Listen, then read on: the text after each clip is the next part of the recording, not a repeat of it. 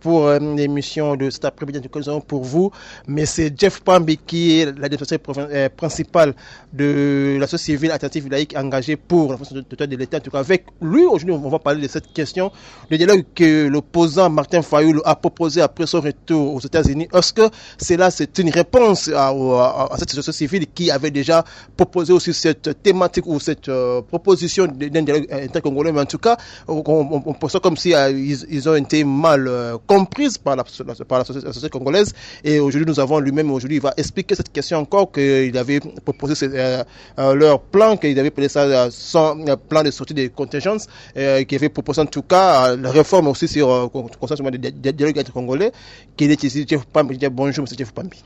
Bonjour, fiston. Comment vous allez? Ça va, on tient le coup. En tout cas, merci beaucoup, Jeff Pambi. En tout cas, comme vous avez dit que vous allez bien, en tout cas, je pense que vous avez suivi aussi comme nous, après son retour des États-Unis, l'opposant Martin Fayoulou. Je pense que vous parlez aussi bien avec lui, étant qu'il est acteur de la société civile, et a proposé un dialogue intercongolais. Est-ce que c'est une réponse à la demande de votre structure, la société civile alternative laïque engagée pour la fonction totale de l'État, qui est une structure, en tout cas, qui regorge plusieurs mouvements citoyens ainsi que la société civile? Oui, merci beaucoup d'être venu nous voir sur cette question cruciale qui relève de la sûreté de notre pays, de la sécurité, de l'intégrité de notre pays. Et d'emblée, je dirais que pour nous, c'est un motif de satisfaction dans la mesure où c'est un signe d'encouragement dans le travail que nous faisons. Il n'y a pas que Martin Fayoulou qui demande ou qui appelle à un dialogue. Et il y a aussi le groupe de Dr Mukwege qui l'a fait. Et au-delà de tout, il y a l'interview que le président de la République avait donnée sur Top Congo, je crois, si je ne m'abuse, en dépit des interprétations que les uns les autres avons fait de l'interview du chef de l'État dans l'ensemble et de la façon dont, du langage qu'il pouvait avoir tenu ces jours-là. Mais de notre côté d'alerte, nous positivons dans la mesure où nous considérons cela comme un signe d'ouverture du chef de l'État, et d'ouverture dans la mesure où il n'exclut pas l'idée d'un dialogue ou de concertation entre filles et fils de notre pays, mais il a émis des réserves, c'est pas des réserves, mais un peu d'inquiétude dans la mesure où il avait un peu de difficultés à voir comment aborder la chose en parlant, en discutant avec nos pères des confessions religieuses et particulièrement nos évêques de l'Église catholique. Et nous savons que je salue au passage et nous connaissons la capacité de nos pères de l'Église catholique à pouvoir nous mettre ensemble. À plus d'une fois, ils l'ont fait pour résoudre les problèmes qui sont nôtres. Donc, je disais, c'est un signe d'encouragement pour nous, puisque vous êtes sans ignorer, vous l'avez évoqué tantôt, que en octobre, si je ne m'abuse, de l'année passée, Alerte RDC, après moult réflexions, a proposé un plan de contingence, un plan qu'on appellerait en langage courant, un plan de sortie des crises. Parce que nous avons considéré que de la manière que les choses évoluaient chez nous, on tendait vers des élections, mais au niveau de Alerte et des amis avec d'autres structures de la société civile, d'autres laïcs de confessions religieuses et autres, des mouvements citoyens particulièrement, après réflexion, nous avons considéré que ce processus électoral était mal parti et que, étant mal parti, il y avait, au regard de son évolution à dents de scie, il y avait donc aucun espoir que cela aboutisse à de bonnes élections, des élections telles qu'attendues par le peuple congolais pour résoudre les problèmes qui étaient nôtres, dont principalement le problème de légitimité de nos institutions et des animateurs de nos institutions. Malheureusement, on ne nous a pas entendu, le grand public, ou du moins les décideurs, n'ont pas voulu entendre de cette oreille, et on aurait pu éviter ce que nous vivons aujourd'hui. Il y a eu des morts jusque-là en grand nombre. Il y a des institutions qui ne fonctionnent pas de manière optimale. Il y a ce qu'on a appelé élection ténue qui a accouché certainement d'une grosse souris, ou du moins d'une toute petite souris avec une grosse tête. C'est-à-dire, ça n'a accouché que de problèmes plutôt que de solutions aux problèmes que les élections devraient adopter. Donc, c'est pour nous une joie que des figures de proue du genre Martin Fayoulou, du genre Dr Mukwege, avec la suite que ces grandes personnalités ont autour d'elle, et la figure principale de notre pays, le numéro 1 de notre pays, donc Félix Tshisekedi, avec son ouverture à l'organisation d'un forum qui regrouperait les uns les autres pour discuter de la chose de notre pays. Il reste maintenant à convaincre les autres figures de proue de notre pays ou les autres tendances politiques de notre pays.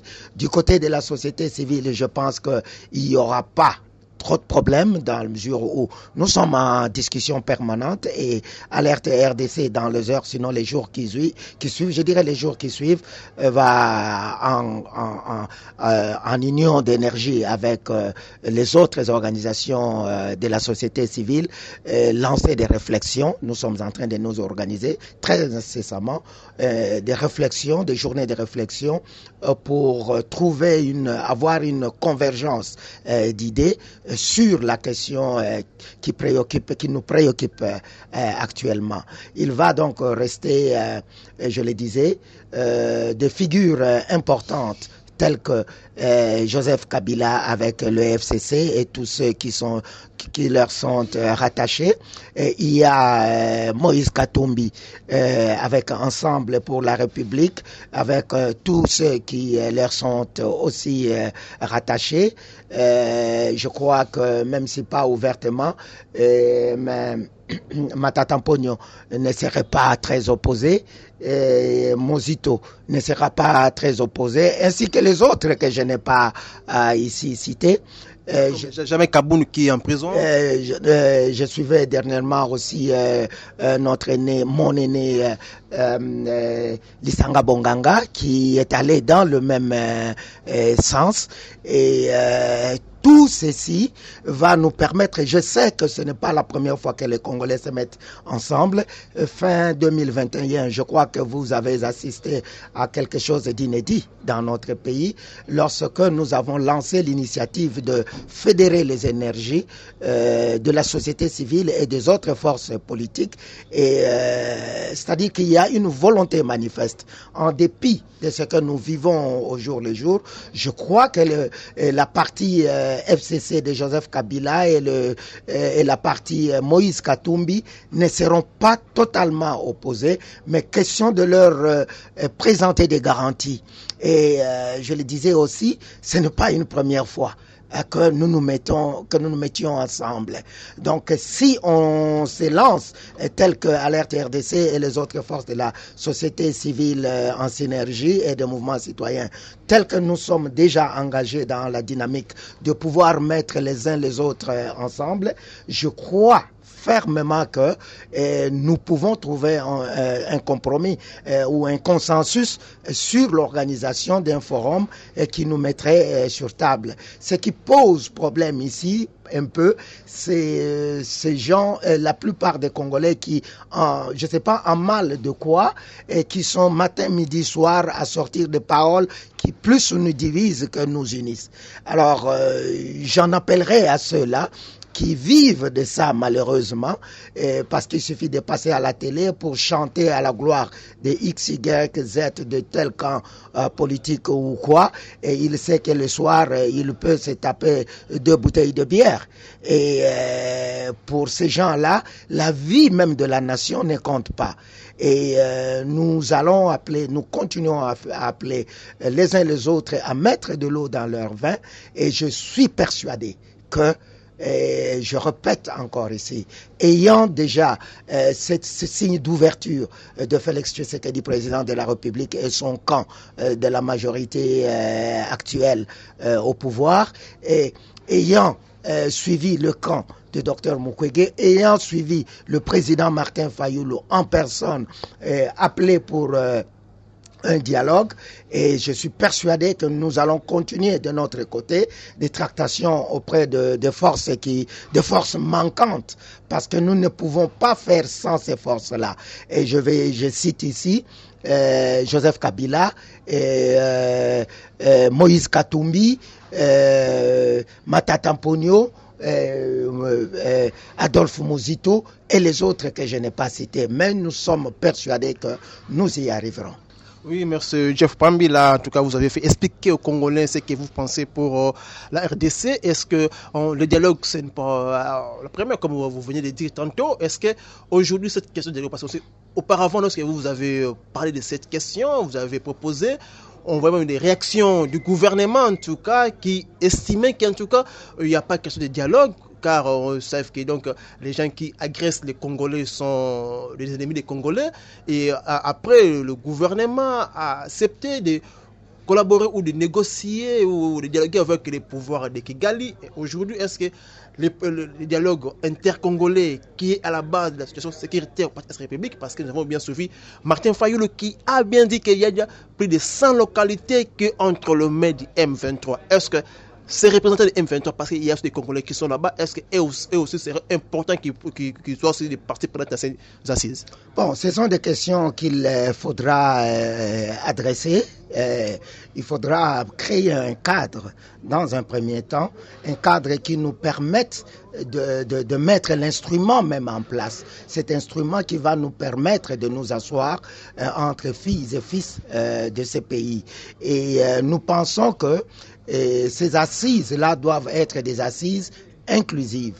Mais quant au terme de ces assises-là, il ne me revient pas ici de pouvoir dévoiler certaines choses qui sont en tractation, comment nous voyons la chose, mais dans le plan de contingence, nous avons pu dégager tout un processus. Comment est-ce qu'on doit, d'où on doit partir pour aboutir à quoi?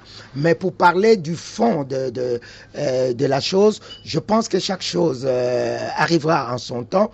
Le problème ici, le premier, c'est d'arrêter d'abord les principes de base.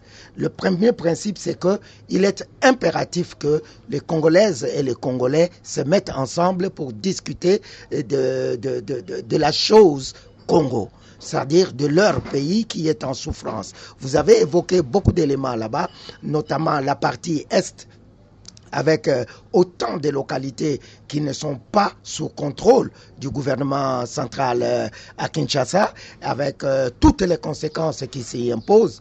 Et puis, vous n'avez peut-être pas cité, mais vous y avez pensé, la partie ouest de notre pays, l'espace Grand Bandundu, et je dirais même l'ancien espace Léopoldville, de l'ancienne province de Léopoldville. Parce que ce problème-là ne concerne pas que le Mai-Ndombe, le Kwango, mais ça concerne bien le Mai-Ndombe, le Kwango, le Kwilu, Kinshasa et le Bas-Congo. Ou du moins le Congo central comme on l'appelle actuellement. Donc c'est un problème global qui frappe déjà la partie ouest de notre pays, et c'est pas tout, parce qu'au centre de notre pays il y a un autre problème que les gens auquel les gens ne font pas trop attention, et c'est le déplacement massif des populations ou de la population active de notre partie centre du pays, donc de l'espace Kasaï. Et ces déplacements massifs de la population active, je dis bien, causent des conséquences qui sont très fâcheuses sur l'espace Grand Kasaï. Donc, ce sont là, et ce n'est pas tout, il y a la question aussi de l'insécurité dans nos grandes villes et la montée du banditisme urbain. Et c'est chaque jour qu'on a des cas à Kinshasa, et pas plus tard que hier, il y a eu des morts aussi. C'est peut-être un autre cas au niveau de Selembaou, oui, à la prison de Makala, dite de Makala. Et il y a des cas de ce qu'on appelle de Koulouna. Dans toutes les communes de notre pays, il n'y a plus une seule commune qui soit épargnée. Donc le problème est tellement grand que Félix Tshisekedi seul ne pourra pas y apporter des solutions.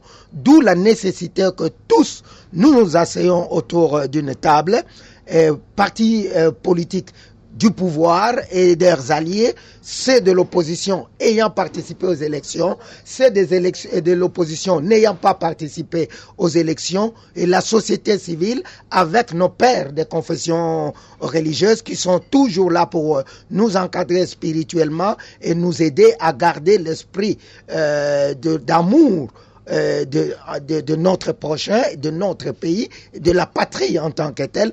Tous, si nous arrivons à adopter le même principe que nous devons nous asseoir autour d'une table, alors nous allons continuer à travailler sur l'agenda.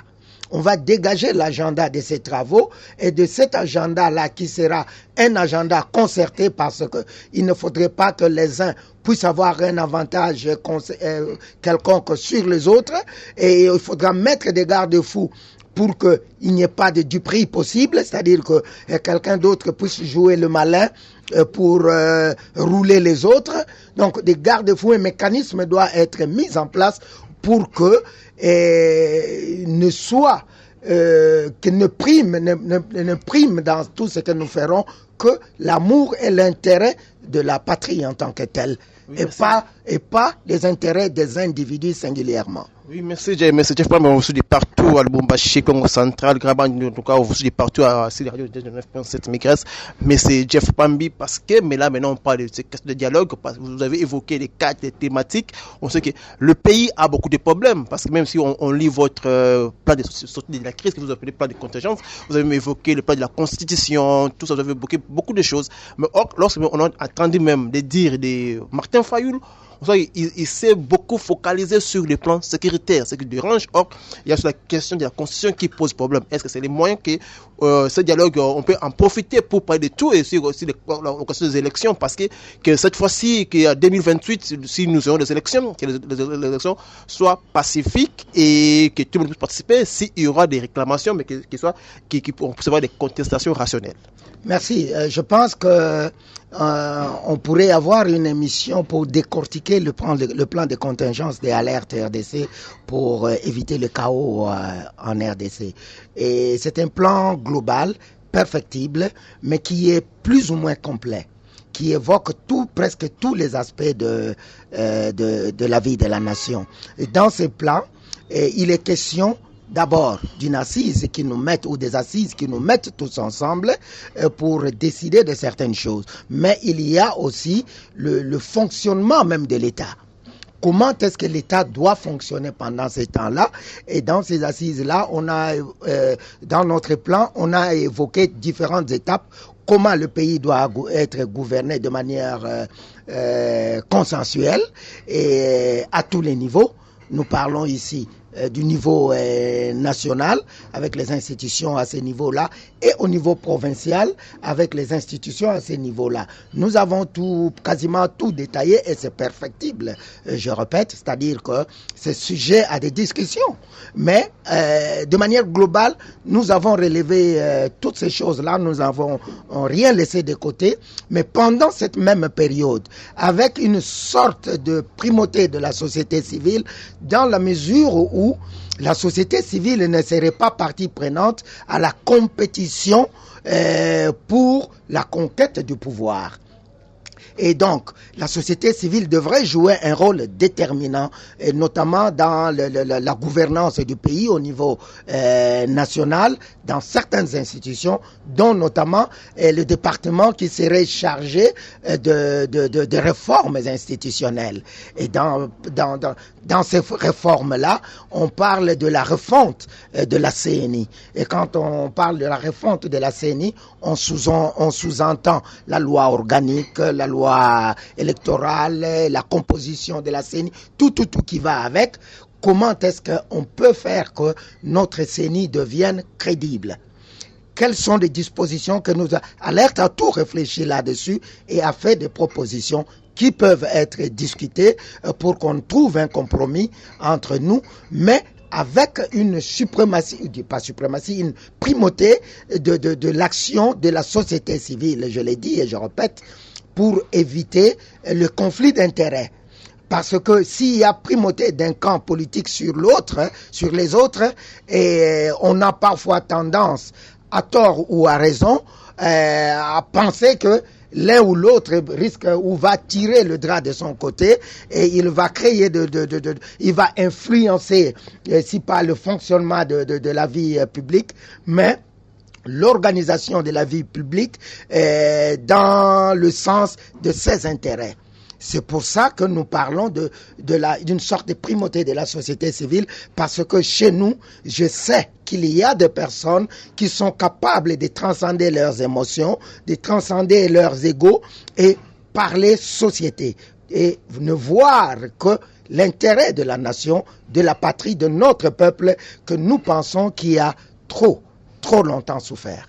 Si jamais Alerte serait aussi partie prenante dans ces assises, parce que nous connaissons bien aussi le comportement ou des émotions de politiciens lorsqu'ils sont autour d'une table, beaucoup au lieu de parler pour la nation, mais tantôt on voit qu'ils sont pour leurs intérêts politiciens, partage des gâteaux, du poste, tout ça. Or, il y a un vrai problème sécuritaire social. Si aujourd'hui Jeff Pambi serait participant de ces assises, comment est-ce que vous allez vous comporter?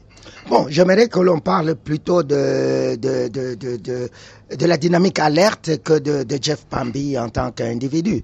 Parce qu'en tant qu'individu, je ne suis rien. Mais en tant que dynamique avec les autres forces, je pense que c'est là que nous sommes plus forts et plus imposants pour pouvoir influencer les choses chez nous. Oui, c'est vrai. Je sais qu'il y a ce problème-là. C'est pour ça que je viens de vous dire ici à l'intention de l'opinion que il serait nécessaire qu'il y ait une sorte de primauté de la société civile, c'est-à-dire des personnalités qui peuvent transcender leurs émotions, leurs égos et autres, leurs intérêts personnels pour privilégier l'intérêt collectif. Et dans ce sens-là, je pense que du côté tant du pouvoir en place, de l'opposition, disons de camp du pouvoir, des politiques de camp du pouvoir, que des politiques des camps de l'opposition, et en passant par les acteurs ou les organisations de la société civile, je crois que les acteurs majeurs de toutes ces tendances, de toutes ces composantes, connaissent la rigueur avec laquelle nous travaillons au niveau de Alerte RDC et la non-complaisance qui nous caractérise dans ce que nous disons, raison pour laquelle vous avez remarqué que nous sommes restés fermes. Pendant que les autres faisaient état de beaucoup d'argent déboursé pour les élections, on ne pouvait pas laisser passer ces élections, et nous avons pris position pour dire d'autant perdre 1,5 milliard de dollars avec, bien sûr, en mettant en place un mécanisme de vérification, de contrôle, de suivi et de sanctions conséquentes par rapport à l'utilisation de ces fonds. Et ça, c'est quelque chose sur laquelle nous sommes en train de travailler dessus.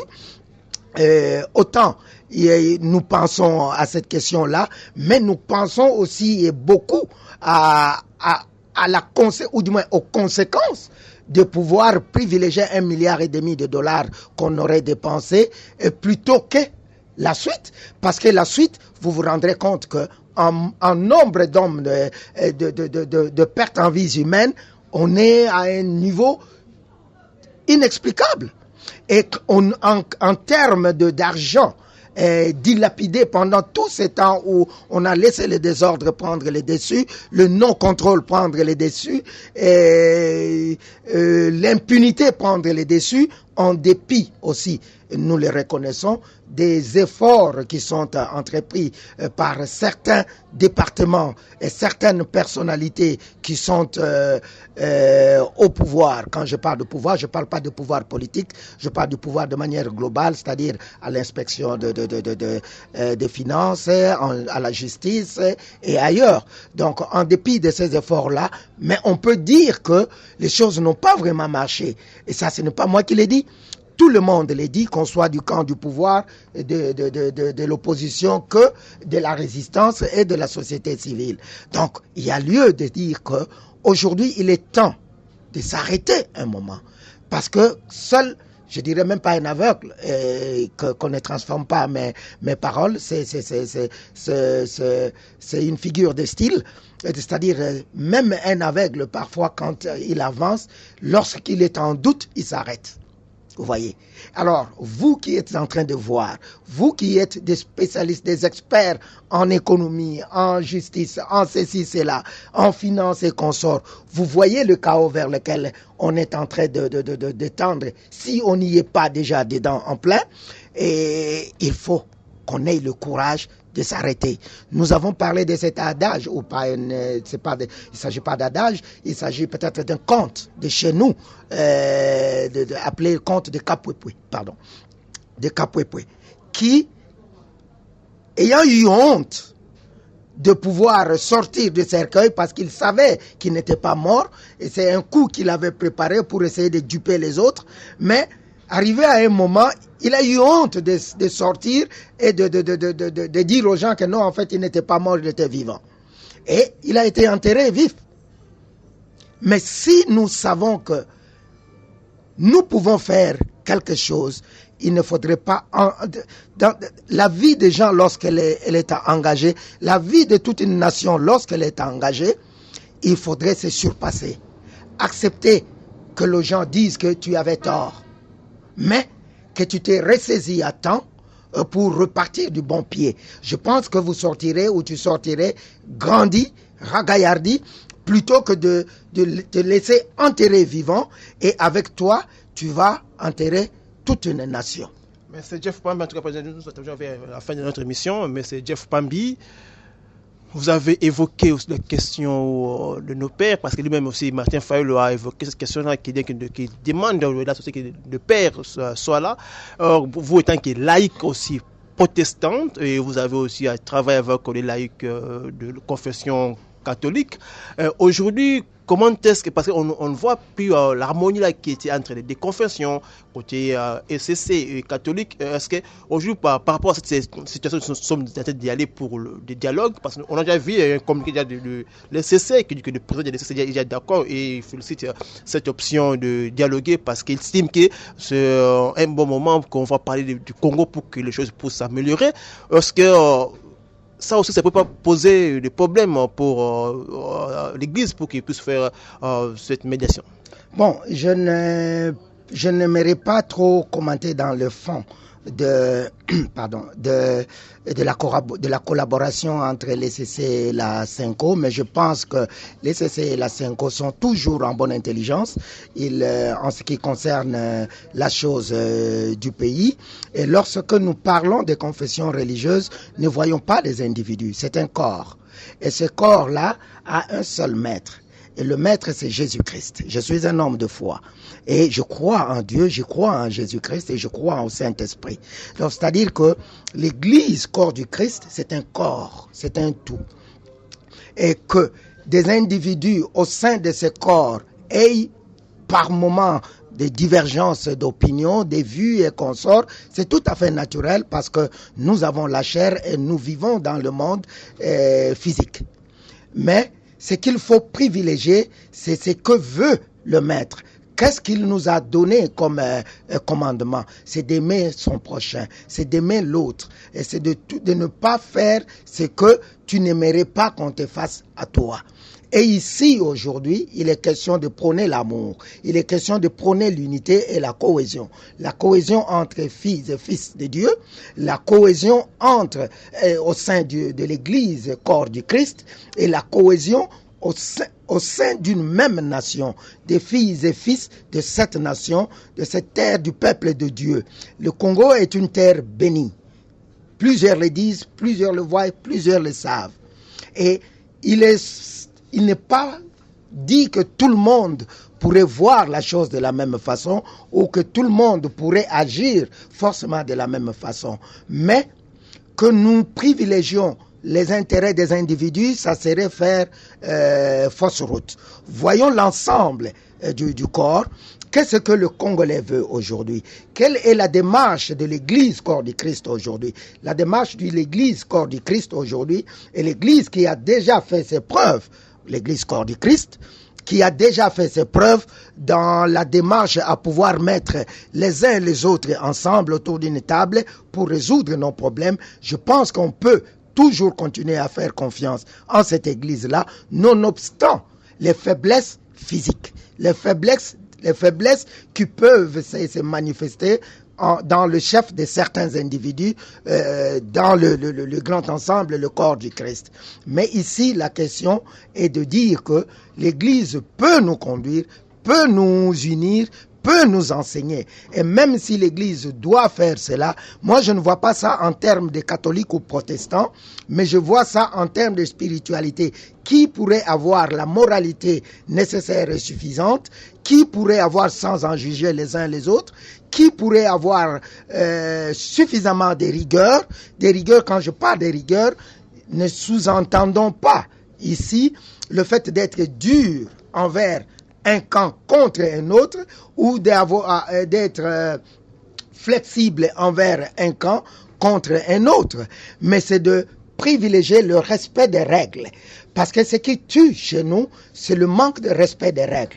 Que ce soit à l'église ou dans la société telle que nous la vivons, tant qu'on ne respecte pas les règles, il faut dire que cette société ou cette église est vouée à la mort, à la dislocation.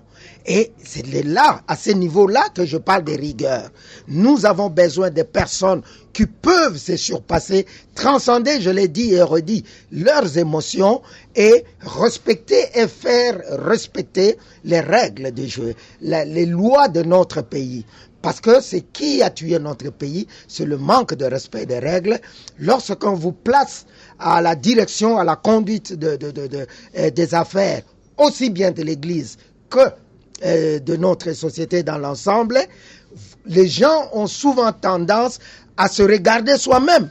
Vous allez voir, il privilégie les membres de sa famille, les membres de sa province, les membres de son espace linguistique, au détriment du grand ensemble, alors que la constitution de notre pays avait déjà prévu cette question-là comme un tare qui ne pourrait que concourir à la destruction de notre société. Donc si on a des gens qui peuvent se surpasser, vous pouvez, excusez-moi de parler de la sorte, vous êtes de temps en temps avec nous. Je ne sais pas si vous savez les gens qui nous entourent, de quelle province ils sont. En réalité, moi-même, je ne connais pas. Je ne les connais pas dans ce sens-là. Je ne sais pas tel est de quelle province, il est de quel espace linguistique. Pourquoi? Parce que nous essayons de vaincre nos propres sentiments émotionnels. Nous essayons de privilégier la qualité des individus, chacun dans ses capacités, qu'est-ce qu'il est capable de faire. Nonobstant son niveau consort, mais qu'est-ce que chacun est capable de donner pour consolider notre société, pour consolider notre union, pour nous rendre victorieux de manière globale, c'est-à-dire ensemble, pas un seul individu, mais tous, nous pouvons le faire et tout le monde dans la capacité qui serait la sienne peut trouver gain de cause dans une société si cette société est juste. Et c'est pour ça que nous nous battons. Nous nous battons pour une Congo qui soit juste, dirigée par des personnes, des personnalités qui soient justes, correctes envers eux-mêmes ou envers elles-mêmes et correctes envers notre société. Et ça, de telles personnes, nous les avons dans notre pays, que ce soit dans l'Église ou dans la société. Mais n'allons pas dans le sens de protestants, catholiques, sinon les musulmans, nos frères musulmans diront, et nous alors, ne sommes-nous pas congolais? Nos frères des églises de réveil diront, et nous alors? Nos frères kimbanguistes diront, et nous alors? Donc c'est-à-dire, voyons ça spirituellement comme un corps et qui va nous accompagner pour résoudre les problèmes que nous avons dans notre pays. Et il n'est pas dit que ça doit forcément être un clergé. Ça peut aussi être un laïc et pris de bons sentiments et de la crainte de Dieu, de la crainte de l'Éternel. Parce qu'ici, il nous est enseigné que la crainte de l'Éternel est le commencement de la sagesse. C'est-à-dire, si vous craignez l'Éternel, vous éviterez au maximum, on peut tomber par erreur, mais on saura se relever et vous allez mettre tout en œuvre pour faire ce qui est bien, ce qui est juste pour notre société et se surpasser un peu quant à ses petits intérêts personnels. En tout cas, merci beaucoup. Là, vraiment, on voit Jeff Pambi, donc il a fait le preuve, en tout cas, qu'il est fils d'un pasteur, a grandi avec l'évangile. Mais c'est Jeff Pambi. Maintenant, nous sommes déjà arrivés à la fin de notre émission parce qu'il y a notre ingénieur Ripperson fait déjà une dernière question pour nous séparer à 2 minutes. Mais c'est Jeff Pambi, parce que vous avez l'expérience de tout le dialogue que nous avons dans ces pays. Avec Ojo, vous étiez là, Senko, vous étiez là. Est-ce que cette fois-ci, c'est dialogue que nous attendons, le Congolais attend et le Congolais soutient, si jamais votre structure, un regroupement à l'ECT ne prend pas part ou on vous invite pas dans ces assises, que serait la réaction de votre part? Ça sera simplement triste, mais qu'est-ce que vous voulez? On va continuer à faire ce que nous savons faire. C'est-à-dire, on va conseiller, on va donner des suggestions, des propositions, on va pousser là où l'on doit pousser. Et voilà, nous allons continuer à faire notre travail, ce que nous avons toujours fait. Et si, comme vous le dites, nous trouvons ne pas être éligibles parmi ceux qui devront y prendre part. Mais je dois noter une chose ici très importante, ces assises, puisque nous sommes persuadés qu'elles vont avoir lieu, elles doivent être différentes de toutes les autres précédentes. Figurez-vous que en 1992, juste quelques mois avant que je ne parte du pays, et je suis allé voir mon père biologique, paix à son âme, le révérend pasteur Pambi Mbalaga Mazida, doyen de la province de la SEPCO, SCC SEPCO, province du Bandundu. Et il m'a fait venir là-bas. J'étais très engagé dans les travaux de la conférence nationale souveraine à un certain niveau. Ça, c'était notre débat. Et il m'a invité chez lui à la mission Vanga. Je salue tous les amis, mes frères et sœurs de Vanga, de Boulungu et des environs. Et dans des discussions avec les pasteurs subalternes de mon père, et qui me posait la question, il voulait savoir, mais les gens se battent à la conférence nationale, comment est-ce qu'on ne peut jamais? Je leur ai dit que les gens se battent. Parce que c'était le cadre dans lequel les gens pouvaient se battre.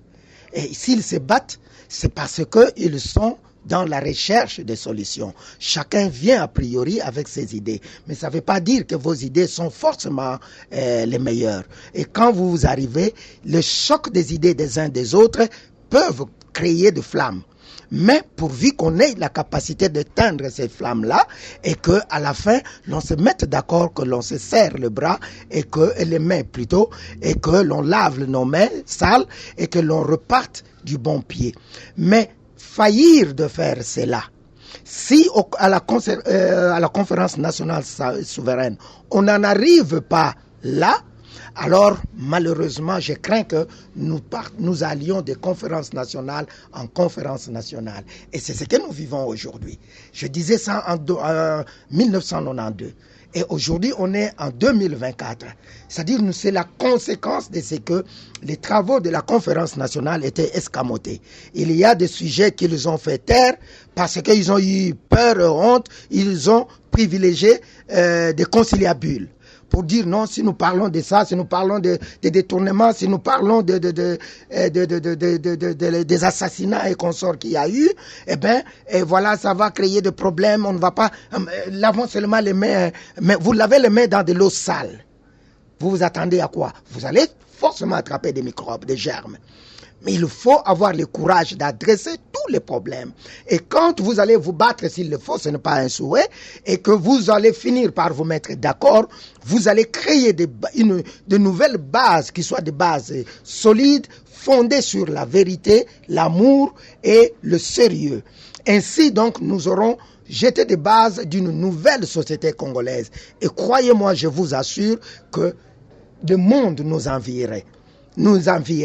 Mais si nous disons une fois de plus que nous allions à des assises pour, comme on l'a dit, juste trouver un moyen d'entrer aux affaires et partir, parce qu'on finira par ça. Là, il n'y a aucun doute. C'est un autre sujet. Mais si nous allons avec ça comme objectif, plutôt que de consolider notre pays, de le fonder sur des valeurs qui nous permettent de créer un nouveau Congo. C'est-à-dire, comme le nom de notre structure le dit, alternative laïque engagée pour la refondation totale de l'État. Si nous n'arrivons pas à créer de fondations qui soient dénuées de tout sentiment, de toute émotion, de tous égaux des uns et des autres, mais que ce soit un fondement solide sur du roc, je vous garantis que ce pays, 3 ans après, 5 ans après et 10 ans après, il sera un pays où tout le monde regardera dans la direction et voudra venir y vivre. Et que nos émotions soient mises de côté, et nous pouvons le faire avec l'aide de Dieu. Merci beaucoup, M.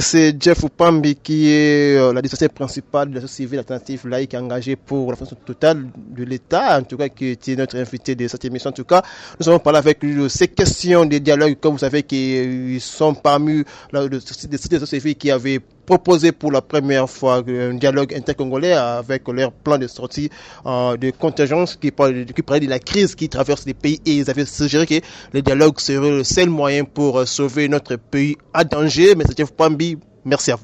C'est moi qui vous remercie, et je remercie et je salue tous les